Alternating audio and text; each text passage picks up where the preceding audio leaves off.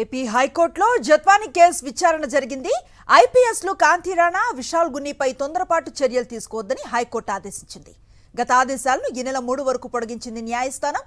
ACP Hanumantharao, CI సత్యనారాయణకు కూడా ఇవే ఆదేశాలు వర్తిస్తాయంది హైకోర్టు.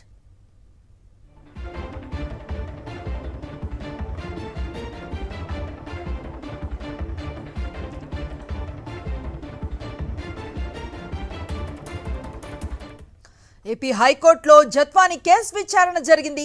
ఐపీఎస్లు కాంతి రాణా, విశాల్ గున్నీపై తొందరపాటు చర్యలు తీసుకోవద్దని హైకోర్టు ఆదేశించింది. గత ఆదేశాలను ఈ నెల 3 వరకు పొడిగించింది న్యాయస్థానం. ఏసీపీ హనుమంతరావు, సిఐ సత్యనారాయణకు కూడా ఇవే ఆదేశాలు వర్తిస్తాయంది హైకోర్టు.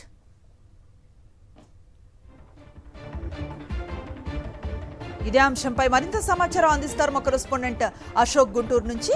అశోక్,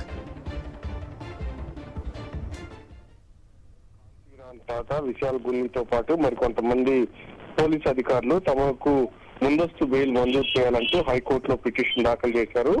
పిటిషన్ సందర్భంగా పోలీస్ అధికారుల తరఫున, ఐపీఎస్ తరఫున కొన్ని అడ్వకేట్ కొన్ని వాదనలు కూడా వినిపించారు. ఐపీఎస్ అధికారులపై కుట్రపూరితంగా కేసు నమోదు చేశారు. సరైన విచారణ జరగకుండానే సస్పెండ్ వేటు కూడా వేశారని కూడా పోలీసుల తరఫున, ఐపీఎస్ తరఫున న్యాయవాదులు వాదనలు వినిపించారు. విజయవాడలో ఫిర్యాదు చేసిన జత్వాని ముంబై పోలీస్ స్టేషన్ లో మాత్రం అక్కడ ఫిర్యాదు చేయలేదు. పోలీసులు అక్కడికి వెళ్లి తీసుకొచ్చినా కూడా అక్కడ ఫిర్యాదు చేయలేదు.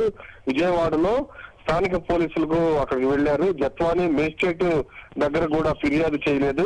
ఒక కేసులో అరెస్ట్ చేయబడిన తర్వాత, జైలుకి వచ్చిన తర్వాత ఇలాంటి విచారణ అధికారుల పైన ఇలాంటి కేసులు పెట్టడం ఇది చాలా దారుణమైన పరిస్థితి. ఇలాంటి కేసులు ప్రోత్సహిస్తే ఇవే పెరిగిపోయే ప్రమాదం ఉందని కూడా ఐపీఎస్ అధికారులు ఎవరైతే ఉన్నారో వాళ్ళ తరఫున న్యాయవాది వాదనలు వినిపించారు. అయితే ఈ నెల 3వ తేదీ వరకు అరెస్ట్ చేయవద్దన్న ఆదేశాలు కొనసాగిస్తూ కోర్టు ఆదేశాలు జారీ చేసింది.